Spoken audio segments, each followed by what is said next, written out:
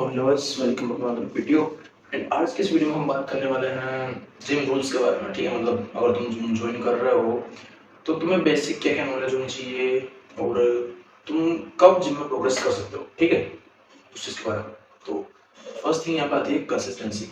ठीक है, बहुत सारे बंदे मैंने ऐसे ट्रेनर ऐसे देखे हैं जो कि 3 महीने भी प्रॉपर वर्कआउट नहीं करते, जिम नहीं आते। मतलब कि फर्स्ट मंथ फुल मोटिवेशन से जिम आते हैं and most of the people 15 दिन 20 दिन लास्ट 25 दिन में क्विट कर देता है।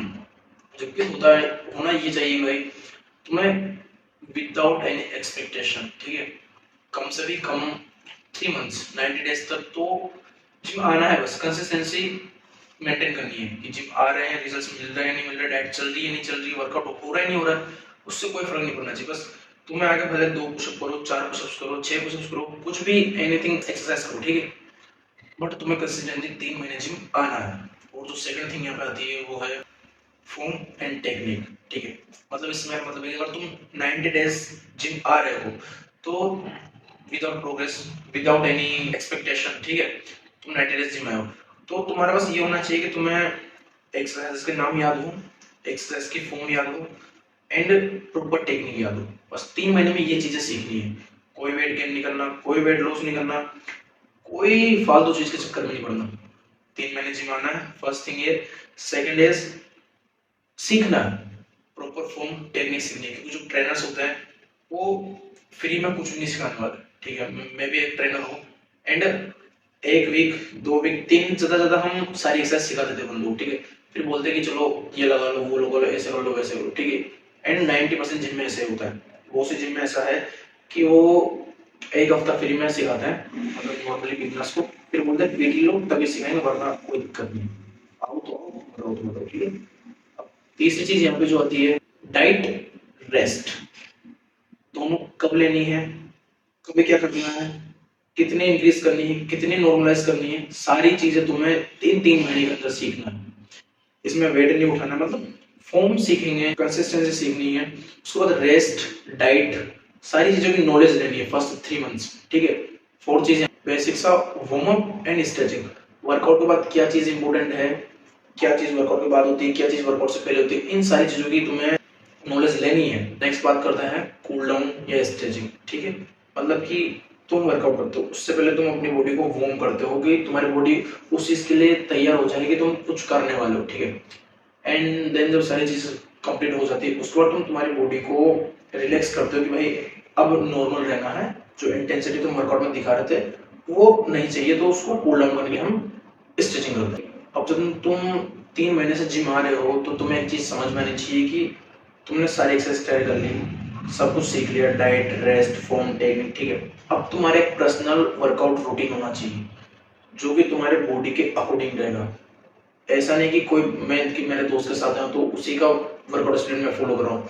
अगर तुम किसी फेट वाले दोस्त के साथ जिम जाना शुरू करो, ठीक है, वो बेसिकली कार्डियो कर रहा है, बॉडी वेट कार्डियो कर रहा है, नॉर्मल एक्सरसाइज, और तुम बिल्कुल थिन हो तो तुम उसकी एक्सरसाइज करोगे, लॉस ही होना कुछ नहीं होना। अपने ट्रेनर से मिलो, उससे बोलो कि मुझे full body workout mix workout जो भी तुम्हारा है फिटनेस गोल और फिटनेस जो तुम चाहते हो उसके अकॉर्डिंग तुम्हारा वर्कआउट बनाना है। ठीक है, अगर तुम पतले और स्ट्रेंथ चाहिए तो उनसे बोलना मुझे इसी वेट में या फिर इसी कैटेगरी में स्ट्रेंथ चाहिए तो उसका वर्कआउट दो, या फिर मुझे मसल गेन करना है उसका वर्कआउट दो, या फिर मुझे मोबिलिटी करना है, फ्लेक्सिबल होना है, वो सारी चीजों को वर्कआउट प्लान बना के दो। ठीक है, एंड कोई भी जिम ट्रेनर में बता रहा हूँ अगर तुम कोई रिक्वायर करते हो तो फ्री में कुछ नहीं करने वाला, वो चार्जेस लेंगे ही लेंगे। ठीक है, तो अगर तुम अफोर्ड कर सकते हो उनके चार्जेस तो उनसे लो, क्योंकि वो तुम्हें चार्जेस देने के बाद सिखाएंगे वैसे।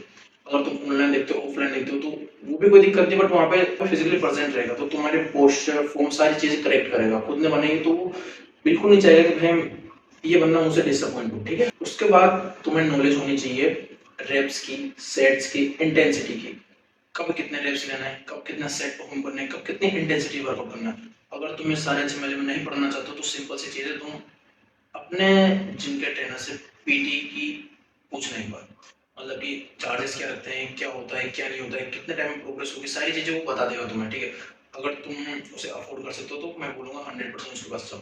ठीक है, मैं एज ए फिटनेस ट्रेनर से बोलूँ क्योंकि बंदे आते हैं पैसे होते हैं बट नॉलेज नहीं होती। ठीक है, और ट्रेनर का काम है नॉलेज देना, बट वो फ्री में कोई भी नहीं देता। तो या तो तुम किसी अच्छे से इन्फ्लुएंसर को पकड़ो या फिर अपने ट्रेनर को पकड़ो एंड जो चार्जेस करते हो वो पे करो, और तुम्हें लगता है कि मैं खुद कर लूंगा, मेरा दोस्त करवा देगा, तो एज यू विश तुम जा सकते हो, ठीक है। फिर नेक्स्ट पॉइंट आता है ईगो लिफ्टिंग, प्रोग्रेसिव ओवरलोड, दोनों बिल्कुल डिफरेंट चीजें हैं, ठीक है। ये भी तुम्हें 3 महीने के अंदर सीखनी है। अब या तो अपने दोस्त से सीखो, फिटनेस से सीखो, ट्रेनर से सीखो, ठीक है। फर्स्ट 3 मंथ्स में मैं फिर भी रिपीट कर रहा हूँ, तुम्हें वेट को लेकर कहीं नहीं जाना है कि हेवी वेट नहीं लग रहा है, बॉडी नहीं बन रही, वेट चेंज नहीं हो रहा, वेट नहीं बढ़ रहा, वेट कम नहीं हो रहा, कुछ नहीं करना है, ठीक है। 3 महीने बस सीखने में लगता है किसी भी चीज को। तुम चाहते हो 1 महीने में जाकर बॉडी बना लो, 6 महीने में बॉडी बना लो, नहीं बनती है। 6 महीने में बॉडी तब बनती है जब तुम्हारे 3 महीने शुरू के अच्छे से प्रिपेयर हो चुके हैं, तुम्हें पता है कब क्या करना है, कब रेस्ट लेना है, कब परफॉर्म करना है, कब तुम्हें डाइट कट करनी, कब डाइट इनहेंस करनी, कब वर्कआउट ज्यादा करना है, ठीक है। तब जाके 6 महीने में ट्रांसफॉर्मेशन होता है। अब नेक्स्ट बात करते हैं, उस बंदे मुझसे बोले भैया हमने उस दिन लेग लगाया था, उस दिन शोल्डर लगाया था, अभी तक पेन हो रहा है, तो वो चीज भी तुम्हें सीखनी पड़ेगी, क्योंकि तुम्हारे ट्रेनर बार बार तुम्हें नहीं आएंगे सिखाने। फिर भी बोल रहा हूँ क्योंकि मैं खुद नहीं जाना चाहता। अब जो बंदा 1 मंथ की जिम की फीस दे रहा है, ठीक है, तुम उसे वर्कआउट करवा रहे हो, वार्म अप करवाओगे, स्ट्रेचिंग करवाओगे, फिर वो नेक्स्ट क्वेश्चन लगेगा भैया डाइट नहीं हो रही है, भैया वर्कआउट नहीं भाई, तो भाई तुम मेंटली उस बंदे से परेशान हो जाते हो, क्योंकि तुम्हारे पास एक बंदा नहीं, तुम्हें लगता है कि मैं ही जा रहा हूँ भैया के पास, ट्रेनर के पास, सर के पास, बट ऐसा नहीं, पूरी जिम आती है उनके पास, तो वो किस किस को हैंडल करेगा, इसलिए वो चार्जेस लेना शुरू करते हैं। अब चार्जेस होता है कि जो 50% भीड़ है वो खत्म हो जाती है। अब जो चार्ज उसको फीस देगा, चार्ज देगा, वो उसको अच्छे से एक्सप्लेन करेगा, तो उसकी भीड़ भी कम, उसको प्रॉफिट हो रहा है, अच्छे से सीखा है। अब सबसे इम्पोर्टेंट बात, जिम जाने के बाद से सप्लीमेंट्स कब शुरू करें, कब शुरू ना करें, ठीक है। 3 महीने में तुम्हें सारी नॉलेज होनी चाहिए, इसलिए मैं वीडियो बना रहा हूँ। अब सप्लीमेंट्स में फर्स्ट मंथ बिल्कुल इग्नोर करना है, सेकंड मंथ बिल्कुल इग्नोर करना है, थर्ड मंथ में अपन सप्लीमेंट्स लेना शुरू कर सकते हैं। सप्लीमेंट्स में प्रोटीन और क्रिएटिन, मल्टीविटामिन, फिश ऑयल वगैरह सारी चीजें होती हैं, तो अपने बजट के अकॉर्डिंग धीरे धीरे शुरू करेंगे। अगर नहीं है तो कोई बात नहीं, घर की जो डाइट अपनी उससे अपना protein intake, carbs intake, fat intake पूरा करना है। तो बात तुम्हें पता होना चाहिए कि तुम्हें डाइट से क्या हटाना है, क्या कम करना है, क्या जोड़ना है, क्या नहीं जोड़ना है, ठीक है। सारी चीजें तुम्हें नॉलेज होनी चाहिए। And the most important thing, अगर तुम्हें बिना पीटी के पीटी जैसा वर्कआउट करना है, इन्फॉर्मेशन चाहिए, तो उस टाइम जिम जाओ जब जिम बिल्कुल खाली हो, या तो स्टार्टिंग के 5 से 7, ठीक है, या फिर 8 से 10। बट 8 से 10 इतना लेट हो जाता है कि ट्रेनर थक चुके होते हैं, वो बस आफत डालते हैं, मैं खुद डालता हूँ भाई, रियलिटी बता रहा हूँ। जब मुझसे बंदा 8 बजे 8:30 बजे के बाद वर्कआउट पूछता है ना, तो मैं ये कर ले, वो कर ले, ऐसे कर ले, वैसे कर ले, वो बताता हूँ, ठीक है। अगर पीटी वाला बंदा था तो उसे जरूर बताऊँ, क्योंकि मैंने पैसे लिए, चार्ज किया तुझे सिखाने के, करने के, तो मैं सिखाऊंगा। तो मैं बता रहा हूँ, तुम्हारे ट्रेनर से पूछना है कि भाई सर ये मैं जिम किस टाइम आऊँ, किस टाइम खाली रहेगा, किस टाइम अच्छे से सीख सकता हूँ, वो चीज़ तुम्हें ट्रेनर बता देगा, ठीक है। अगर तुम अपने कंफर्ट जोन के हिसाब से 8 बजे 9 बजे जा रहे हो ना, घंटा कुछ नहीं बताने वाला, सही बता रहा हूँ, बस वो आफत डालेगा। एंड पेक आवर्स के बहुत सारे बेनिफिट्स हैं, जैसे कि तुम्हें वो सारी चीज़ें तो सिखाएगा सिखाएगा। एंड बंदा जब आता है जिम में एंटर होता है, जिसमें जाता हूँ, ठीक है, मेरा माइंड पूरा फ्रेश रहता है। 5 to 10 नाइट की शिफ्ट है, 5 to 10 इवनिंग की शिफ्ट है, ठीक है। दोनों में जब मैं 5 से 8 तक देखो ना, 3-4 घंटे, तब बंदे पूरा निचोड़ देते हैं वहां पे, जितना हो सकता उतना पूछने की कोशिश करते हैं, ठीक है। अब जब तुम 5 बजे से 8 बजे तक आए हो, ठीक है, उसके बाद तुम्हें खुद का वर्कआउट करना है, तो तुम धीरे धीरे अपने को कूल डाउन करना शुरू करते हो, वर्कआउट के लिए प्रिपेयर करते हो। मैं तो ऐसे करता हूँ, ठीक है। तो उस टाइम पे जो बंदे तुम्हारे पास आ रहे हैं ना, तो तुम ऐसे बोल दो कि ये कर ले, वो कर ले, ऐसा कर ले, वैसा कर ले, कुछ एफर्ट नहीं डालना पड़ता। तुम्हें डिसाइड करना है तुम्हें कब जाना है, कैसे ट्रेन करना है, कैसे क्या करना है, ठीक है।